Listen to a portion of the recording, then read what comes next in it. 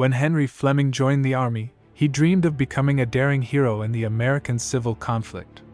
However, as the sounds of cannon surrounded him, he faced his greatest battle ever, an internal struggle to overcome his fears. Will Henry succeed in conquering these fears? Or will he betray himself and his comrades? The battle rumor. The cold gradually disappeared from the Earth's surface, revealing a scattered mist that unveiled an army wearing blue uniforms, resting on the hills. As the soldiers woke up, they could see more winding roads and the river, prompting a tall soldier to wash his shirt before returning to spread news he had heard. The soldier said, "We will move tomorrow, heading towards the higher river, then cross it and flank them from behind." Another soldier, with a loud voice, replied, "I don't believe that. I've prepared to move 8 times in the past 2 weeks, and we haven't moved yet." While the men continued their debate about whether they would move the next day or not, a young soldier named Henry Fleming went to his hut to be alone and contemplate. The possibility of a nearby battle astonished him, realizing he would be part of it, a significant event on the Earth's surface. Henry had dreamt all his life of battles and becoming a hero, but he never thought he would actually participate in a war. In his homeland, he didn't believe that war was real. He thought humans had become better, or at least more inclined towards peace than in the past. However, a civil war had erupted between the North and the South, presenting his chance to become a hero. Henry had wanted to join the army several times, but his mother dissuaded him, citing 100 reasons for his necessity on the farm rather than the battlefield. Eventually, unable to bear the weight any longer, he went to the city and enlisted. When he informed his mother, she said, "May it be the will of the Lord, Henry," then continued milking the cow, cautioning him to be careful and to take care of himself. His morale soared on the way to Washington. The entire battalion received exceptionally good treatment during their journey, making him feel like a true hero. After numerous arduous trips and long periods of tedious camp life, months passed inside a monotonous camp.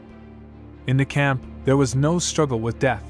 All the men did was try to keep warm and diligently maintain their training. At that time, Henry's only thought was of the upcoming battles. Henry didn't care much about the nature of the men he would be fighting. A more dangerous problem was that he wanted to ensure he wouldn't flee from the battlefield. He hadn't needed to consider this before, but a battle was imminent, and he realized he might flee. He knew nothing about himself regarding war. After a short time, the tall soldier entered his hut, followed by the loud soldier who had contradicted him earlier, and they still held opposing views. The tall soldier, named Jim Conklin, and the loud soldier, named Wilson. Jim entered the hut, waving his hands, saying, "This is true, you can believe it or not. All you have to do is sit and wait. Soon you'll know that I was right."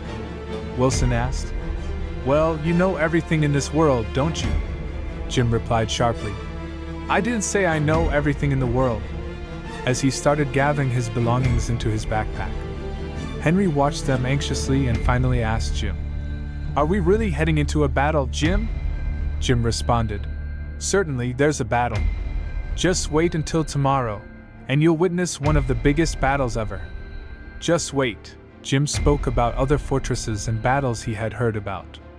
Henry then asked about their battalion's plans. Jim calmly said, "I think they'll face challenges once the fighting intensifies. Everyone mocks them for being new to combat, but they'll endure it well." Henry inquired, "Do you think any of the boys will try to escape?" Jim replied, "Perhaps a few. That category exists in every battalion, especially when they fight for the first time. You can't bet on anything, but I believe some will fight better than others." Henry asked, "Have you ever thought that you yourself might flee from the battle, Jim?" He laughed as if joking, not wanting to upset his friend. Jim said, "Well, I've considered that if many boys flee, I'll flee too, but if everyone stands their ground and fights, I'll stand and fight. I bet on that." Henry felt happy hearing these words, realizing that not all inexperienced men pretended to be completely confident. Now, knowing the truth, he felt slightly better about the situation.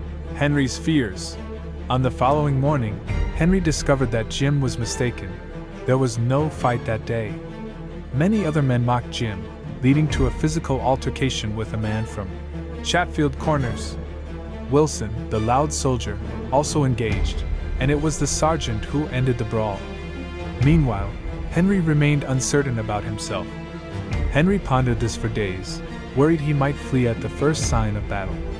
Finally, he decided that the only way to prove himself was to enter the battlefield. He waited for the opportunity, attempting to compare himself to his comrades. Henry felt much better when he saw Jim, who showed no signs of worry, exuding confidence. When Henry observed other soldiers, he sometimes thought they were all heroes. Yet, at other times, he found them just as anxious and hesitant as himself. One morning, with his battalion, Henry stood as rumors of imminent battle circulated. They were certain that fighting was imminent. In the dark, their military attire glowed a dark blue hue. The colossal structure of the colonel on his steed emerged as the sun was about to rise. The battalion looked like a moving beast with multiple feet. The air was cold and filled with dew, making the wet grass rustle like silk under their feet. The sun rose, revealing two long black lines densely packed with soldiers. The lines vanished over a hill in front of them, disappearing into the woods. Two groups of men were heading towards the battlefield, resembling crawling snakes in the night. The river wasn't visible, and the soldiers continued their discussions about potential plans. Henry, not participating in these conflicts, questioned whether he would flee from the battlefield or not. He couldn't stop thinking about it, anticipating the sound of gunfire. Others began joking and laughing, even singing. Henry felt isolated.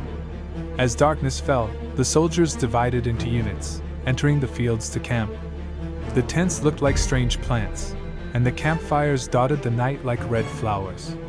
Henry walked alone in the darkness, lying on the grass, feeling a deep sadness. He wished to return home, take his usual walks from the house to the barn, from the barn to the field, and back. Henry remembered how he used to shout at the cows and companions, but now he thought of them with joy. He told himself he wasn't meant to be a soldier, realizing how different he was from the other men in his company.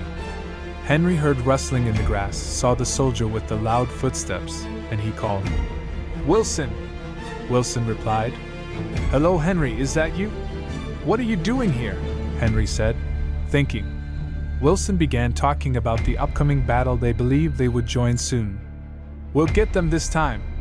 Finally, we'll get them!" exclaimed Wilson. "Yes," Henry agreed, mentioning what Jim Conklin had said about facing a lot of fighting. Wilson said confidently, "I think he's right. We're in for a big battle, that's for sure." Henry remarked, "I think you'll do well." Wilson replied, "I don't know. I guess I'll do what the others do, give my best." Henry asked, "How do you know you won't run when the time for battle comes?" Wilson laughed. "Run? Of course, I won't run," Henry challenged. "Are you the bravest man in the world?" Wilson responded, "No, I'm not, and I never claimed to be. I said I'll do my part in the fight. Who are you to address me like this anyway?" Wilson stared at Henry for a moment, then walked away. Henry shouted, "No need to be angered by it." Henry felt loneliness and despair, realizing no one but him was preoccupied with the idea of fleeing the battlefield or not.